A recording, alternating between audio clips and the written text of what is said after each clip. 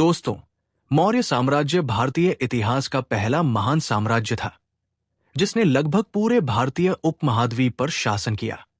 इसकी स्थापना चंद्रगुप्त मौर्य ने 322 ईसा पूर्व में की थी। मौर्य साम्राज्य की पृष्ठभूमि को समझने के लिए हमें तत्कालीन राजनीतिक, सामाजिक और आर्थिक परिस्थितियों को समझना होगा। तो बने रहिए हमारे साथ और जानिए मौर्य साम्राज्य के उदय और अंत की कहानी।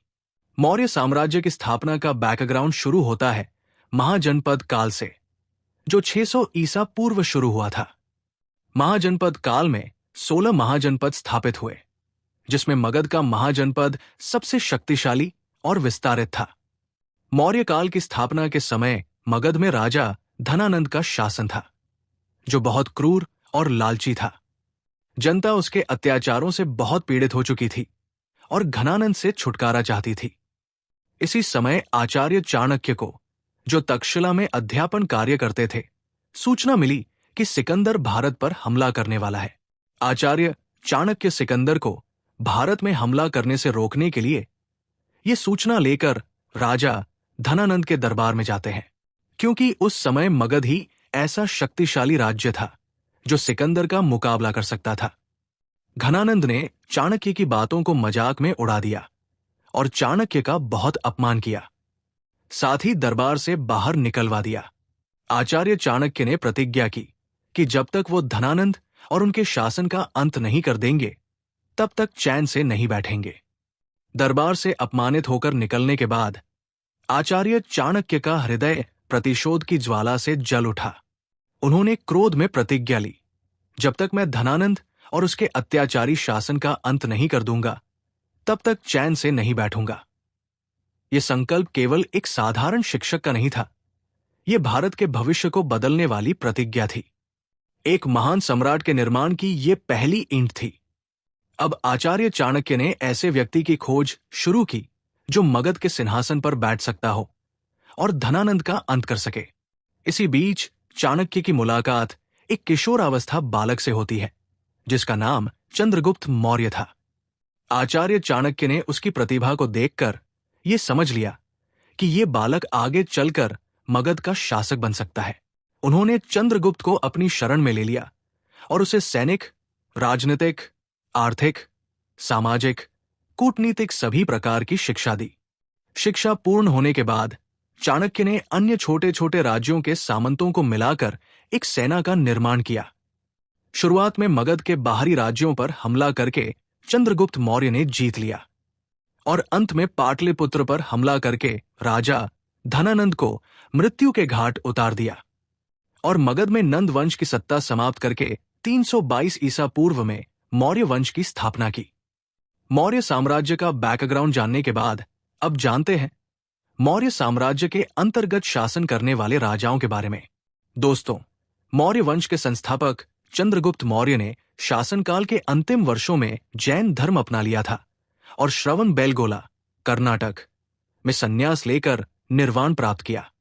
इसके बाद चंद्रगुप्त मौर्य के पुत्र बिंदुसार ने शासन संभाला, जिनका शासनकाल 297 ईसा पूर्व से 273 ईसा पूर्व तक रहा। उन्हें अमित्रघात, शत्रुहंता कहा जाता था, क्योंकि उन्होंने कई विद्रोही राज्यों को कुचला। उन्होंने दक्षिण भारत के कई क्षेत्रों पर विजय प्राप्त की, जिससे मौर्य साम्राज्य लगभग पूरे भारतीय उपमहाद्वीप तक फैल गया। उनकी मृत्यु के बाद उनके पुत्र अशोक ने सत्ता संभाली, जो मौर्य वंश के सबसे प्रसिद्ध सम्राट हुए, जिनका शासनकाल 273 ईसा पूर्व से 232 ईसा पूर्व तक रहा। अशोक ने कलिंग युद्ध 261 ईसा पूर्व के बाद रक्तपात से व्यथित होकर बौद्ध धर्म अपना लिया और अहिंसा एवं धर्म विजय की नीति अपनाई। बौद्ध धर्म के प्रचार के लिए भारत और श्रीलंका, मध्य एशिया, मिस्र, ग्रीस आदि में धम्म प्रचारकों को भेजा। उनके धम्म लिपियां, शिलालेख और स्तंभलेख भारत के विभिन्न हिस्सों में आज भी पाए जाते हैं। अशोक चक्र, जो आज भारत के राष्ट्रीय ध्वज में है, उन्हीं की देन है। उनके शासनकाल में मौर्य साम्राज्य अपने चरम पर था और यह दक्षिण एशिया का सबसे बड़ा साम्राज्य बन गया था। उनकी मृत्यु के बाद मौर्य साम्राज्य का धीरे धीरे पतन शुरू हो गया। अशोक के बाद नाम आता है दशरथ मौर्य का, जिनका शासनकाल 232 ईसा पूर्व से 224 ईसा पूर्व तक रहा। दशरथ मौर्य के बाद 224 ईसा पूर्व से 215 ईसा पूर्व तक संपत्ति मौर्य का शासन रहा, जो बौद्ध धर्म की बजाय जैन धर्म के अनुयायी थे। दक्षिण भारत में जैन धर्म के विस्तार का श्रेय उन्हें ही जाता है। इसके बाद शालिसुक मौर्य का शासन प्रारंभ हुआ, जो 215 ईसा पूर्व से 202 ईसा पूर्व तक चला। उनके शासनकाल में विद्रोह और आंतरिक कलह के कारण साम्राज्य का तेजी से पतन हुआ। ग्रीक आक्रमणकारी इस समय भारत की उत्तर पश्चिमी सीमा पर सक्रिय हो गए थे। इसके बाद अगला नंबर था देववर्मन मौर्य का, जिन्होंने 202 ईसा पूर्व से 195 ईसा पूर्व तक शासन किया। उनके शासनकाल में साम्रा पश्चिमी क्षेत्रों पर ग्रीक, यवन आक्रमणों का प्रभाव बढ़ने लगा, जो केवल मगध और आसपास के क्षेत्रों तक सीमित रह गया। शद्धनवन मौर्य अगले राजा थे, जिनका शासनकाल 195 ईसा पूर्व से 187 ईसा पूर्व तक रहा। उनके शासनकाल में मौर्य साम्राज्य का और अधिक पतन हुआ। और अंतिम राजा थे बृहद्रथ मौर्य, जिन्होंने 187 ईसा पूर्व से 185 ईसा पूर्व तक शासन किया। उनके शासनकाल में मौर्य साम्राज्य अत्यधिक कमजोर हो गया था और केवल मगध तक सीमित रह गया था। 185 ईसा पूर्व में उनके सेनापति पुष्यमित्र शुंग ने उनका वध कर शुंग वंश की स्थापना की, जिससे मौर्य साम्राज्य का अंत हो गया। मौर्य साम्राज्य ने लगभग 136 वर्षों तक भारतीय उपमहाद्वीप पर शासन किया और इस दौरान यह भारत का पहला सबसे बड़ा और संगठित साम्राज्य बना। चंद्रगुप्त मौर्य ने इसकी नींव रखी, बिंदुसार ने इसे बढ़ाया और अशोक ने इसे चरमोत्कर्ष पर पहुंचाया।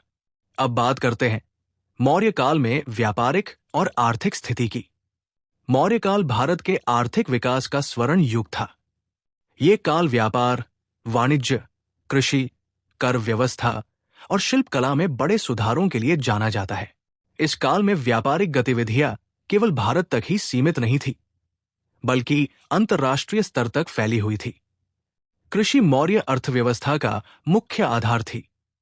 गेहूं, चावल, जौ, गन्ना, कपास, तिलहन और फल फूलों की खेती की जाती थी। नदियों के किनारे बसे इलाकों में अधिक खेती होती थी और सिंचाई के लिए कूप, कुएं, नहरें और तालाबों का निर्माण किया गया। भूमि कर को भाग कहा जाता था, जो उत्पादन का 1.25 से 1/6 भाग था। व्यापारी, कारीगर और अन्य वर्गों पर भी अलग अलग कर लगाए जाते थे। साम्राज्य में व्यापार और वाणिज्य पर भी कर लगते थे, जिसे शुल्क कहा जाता था। मौर्य साम्राज्य में विभिन्न प्रकार के उद्योग विकसित हुए, जिनमें मुख्य रूप से कपड़ा उद्योग, धातु उद्योग, मिट्टी के बर्तन निर्माण, आभूषण निर्माण, हथियार निर्माण और जहाज निर्माण शामिल थे। मौर्य काल में सड़कें और राजमार्ग विकसित किए गए, जिससे व्यापार सुगम हुआ।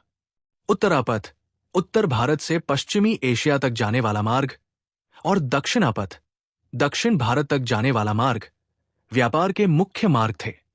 प्रमुख व्यापारिक नगरों में पाटलिपुत्र, तक्षशिला, उज्जैनी, कांचीपुरम और ताम्रलिप्ति शामिल थे। मौर्य साम्राज्य के व्यापारी श्रीलंका, चीन, अफगानिस्तान, फारस, ग्रीस, मिस्र और रोम तक व्यापार करते थे। ताम्रलिप्ति, भृगुकच्छ, भरूच, सुरपारक, नाला सोपारा और पुदुचेरी प्रमुख समुद्री व्यापारिक केंद्र थे। सिकंदर के आक्रमण के बाद यूनानी व्यापारियों का भारत में आगमन हुआ, जिससे व्यापार और वाणिज्य में वृद्धि हुई। मौर्य काल में तांबे और चांदी के सिक्कों का प्रचलन हुआ, जिन्हें पण कहा जाता था। मौर्य शासन के दौरान अर्थव्यवस्था पर सरकार का सीधा नियंत्रण था। मौर्य काल में व्यापारिक और कारीगर संघों को श्रेणियां कहा जाता था। श्रेणियां व्यापारियों और कारीगरों के हितों की रक्षा करती थी और व्यापार के नियम तय करती थी। दोस्तों, व्यापारिक और आर्थिक स्थिति समझने के बाद मौर्य साम्राज्य के अंतर्गत धर्म, संस्कृति, कला, स्थापत्य और शिक्षा की बात करें तो मौर्य काल में हिंदू धर्म की प्रमुखता बनी रही। वेदों, उपनिषदों और ब्राह्मण ग्रंथों का अध्ययन जारी था। देवताओं की पूजा की जाती थी। लेकिन अशोक के समय में बौद्ध धर्म के प्रचार के कारण इसमें कमी आई। चंद्रगुप्त मौर्य के शासनकाल में जैन धर्म का प्रभाव बढ़ा। बिंदुसार और अशोक के समय में भी जैन धर्म का प्रसार जारी रहा। सम्राट अशोक के शासनकाल में बौद्ध धर्म ने सबसे अधिक विस्तार किया। कलिंग युद्ध के बाद अशोक ने बौद्ध धर्म अपना लिया और पूरे भारत और विदेशों, श्रीलंका, तिब्बत, अफगानिस्तान, मिस्र, ग्रीस में बौद्ध धर्म के प्रचार के लिए मिशनरियों को भेजा। मौर्य साम्राज्य की संस्कृति के अंतर्गत समाज 4 वर्णों ब्राह्मण, क्षत्रिय, वैश्य, शूद्र में विभाजित था। लेकिन अशोक के समय में जाति प्रथा को कम करने के प्रयास किए गए। मौर्य साम्राज्य के अंतर्गत शिल्प और मूर्तिकला बहुत उन्नत हुई। इस काल की सबसे प्रसिद्ध मूर्तिकला यक्ष और यक्षिणी की मूर्तियां हैं, जो मौर्यकालीन धार्मिक कला का उदाहरण है। अशोक द्वारा बनाए गए स्तंभ भारत की सबसे प्रसिद्ध वास्तुकला उपलब्धियां है। ये स्तंभ एक ही पत्थर से बनाए गए होते थे और ऊपर सिंह, बैल, हाथी और अश्व की आकृतियां होती थी। सारनाथ का अशोक स्तंभ, जिसका सिंह शीर्ष भारत का राष्ट्रीय प्रतीक है, मौर्यकाल की उत्कृष्ट कला का उदाहरण है। मौर्यकाल में महलों और गुफाओं की दीवारों पर चित्रकारी की जाती थी। अजंता और एलोरा की गुफाओं में मिले कुछ प्राचीन भित्ति चित्र मौर्यकाल की चित्रकला को दर्शाते हैं। मौर्यकालीन आर्किटेक्चर में नगरों का सुव्यवस्थित विकास हुआ। पाटलिपुत्र, पटना, मौर्य साम्राज्य की राजधानी थी, जो संगठित नगर नियोजन का उत्कृष्ट उदाहरण थी। मेगस्थनीज, यूनानी राजदूत के अनुसार पाटलिपुत्र में सुरक्षित किले, ऊंची दीवारें और लकड़ी से बना भव्य महल था। अशोक ने बौद्ध धर्म के प्रचार के लिए कई स्तूपों का निर्माण कराया।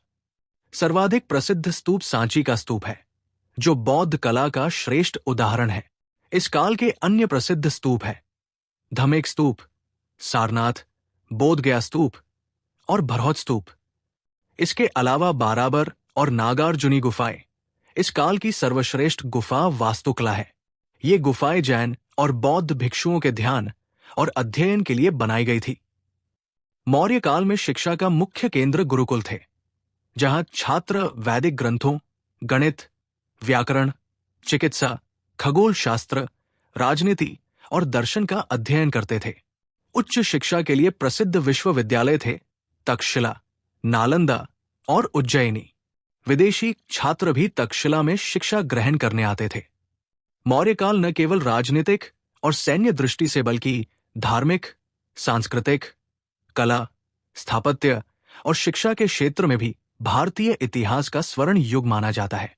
चाणक्य की नीतियां, अशोक की धार्मिक सहिष्णुता, तक्षशिला की शिक्षा प्रणाली, जीवा की चिकित्सा पद्धति का आज भी हमारी सभ्यता को प्रभावित करते हैं।